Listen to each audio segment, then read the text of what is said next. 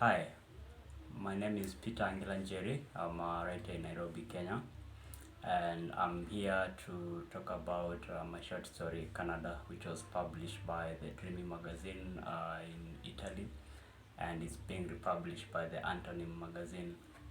So yeah, I was asked to talk about the form I used in the story, and I would like to say I don't think there is any intelligent way of how I approached it, but I liked it at the end. I was curious to experiment because at that time, because I wrote the story at around 2016, I was trying to flesh out my voice as a writer. So I was trying to experiment with the power of stories. What happens in our mind? What kind of stories do we tell? Like our minds carry. So I wanted to explore that bit. I wanted to see how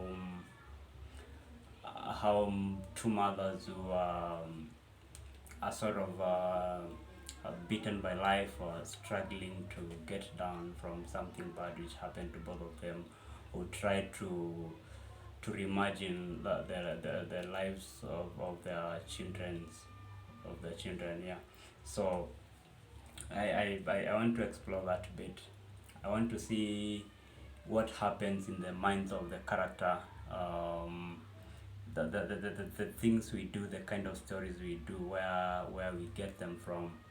Yeah, so that's why I decided to settle on two mothers. That's Nyawa Emmanuel and Nyawa Rebecca, and I made them to walk from place to place from the river, which is River Athi. I wanted them to be walking from place to place, and as they walk, they stand for some time, and they keep on reimagining their children's lives. So I wanted to explore that bit. Um, then I settled on the names because because Nyinya basically in Kikamba, which is my mother tongue, means mother. So I wanted Mother Emmanuel, Mother Rebecca to sort of be like a drift, an immediate drift from their son and their daughter. So yeah, I wanted to explore that a bit. Uh, I wanted to see how the power of stories could influence Nino Rebecca and Nino Emmanuel as they tried to bring together their stories, as they tried to, because I believe when you've lost a child, you'd want to, you'd be curious to know, to have some sort of finality, to know how they died, how they lived for the time you weren't together. Yeah, so I wanted to see how that will span out. I wanted to see how Nina Rebecca and Nina Emmanuel would go on, because they had been friends, how they would go on living in the imagination of their children.